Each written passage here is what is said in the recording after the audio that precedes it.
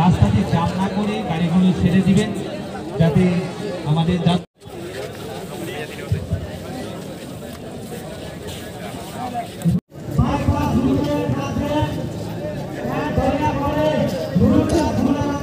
যে প্রোগ্রামটা আমি মূলত প্রথম থেকে কই আজকে যে প্রোগ্রামটা এটার মানে মূল বিষয়টা হইল আমরা যে এখানে আইছি গত 25শে অগাস্ট যে আমাদের রানীবাজার দুর্গানগরের যে ঘটনাটা এটা আপনারা সবাই দেখছেন, সারা ত্রিপুরা রাজ্যের মানুষ দেখছে, সারা ভারতবর্ষের মানুষ দেখছে। রানীবাজার দুর্গানগর যে ঘটনাটা ঘটছে, আমাদের মুসলিম সংখ্যালঘুদের বাড়িঘর যে পড়ছে বা আক্রমণ করছে, এই আপনার এটারই প্রতিবাদ জানানোর লাগিয়া যে আমরা এই জায়গাতে আইছি যে বাংলাদেশে আমাদের পাশের রাজ্য যে বাংলাদেশ বা পাশের দেশ বাংলাদেশের যে পার্বত্য চট্টগ্রাম, খাগড়াছড়ি, রাঙ্গামাটি এইসব জায়গায় যে সেই দেশের মাইনরিটির উপর যে আক্রমণ হয়েছে, যে ওইটার ভুক্তভোগী আমরাও ত্রিপুরা রাজ্যে আমরাও। তো এই দুইটা মিললেই আমরা আজকে এই সাবরুমে আইছি, রানীবাজার থেকে অদূর রানীবাজার থেকে সাবরুমে আইছি প্রতিবাদ জানানোর লাগিয়া। আপনি এটা প্রতিবাদও বলতে পারেন এবং আবেদনও বলতে পারেন বাংলাদেশ সরকারের কাছে, আবার করজোরে হুঁশিয়ারিও বলতে পারেন যে বাংলাদেশ সরকারের কাছে যে এরকমটা যদি আবারও ঘটে বাংলাদেশের যে পার্বত্য চট্টগ্রামে বা পার্বত্য অঞ্চলে যদি ঘটনাটা আবারও ঘটে, আমরা আজকের কী আন্দোলন এর থেকে আরও বড় বৃহত্তর আন্দোলনে যেতে আমরা বাধ্য হব।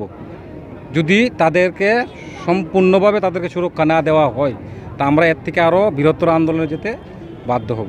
এইটার প্রতিবাদে আমরা এই রানীবাজার থেকে সাবরুমে মানে এসেছি প্রতিবাদ জানানোর জন্য।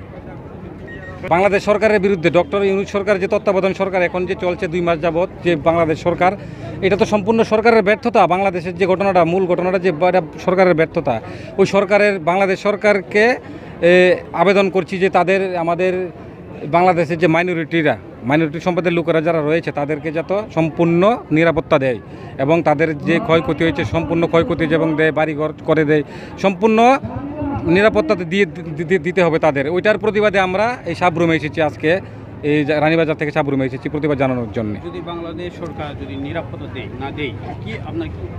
বাংলাদেশ সরকার যদি নিরাপত্তা না দেয় তাহলে আজকের আন্দোলনের থেকে আরও বৃহত্তর আন্দোলনে যেতে আমরা বাধ্য হব, আরও বৃহত্তর আন্দোলনে যেতে বাধ্য হব এবং ভারত সরকারের কাছে আবেদন করব যে বাংলাদেশের এটা নিয়ে যে বাংলাদেশের সরকারকে যেন চাপ সৃষ্টি করে যে বাংলাদেশের সংখ্যালঘুরা যাদের নিরাপত্তা দেয়, বাংলাদেশ সংখ্যালঘুদের যাতে নিরাপত্তা দেয়। আমরা ভারত সরকারকেও আবেদন জানাবো যে বাংলাদেশ সরকারকে যেন আবেদন করে যে বাংলাদেশের যে মাইনরিটিরা রয়েছেন তাদের জন্য নিরাপত্তা দেয়।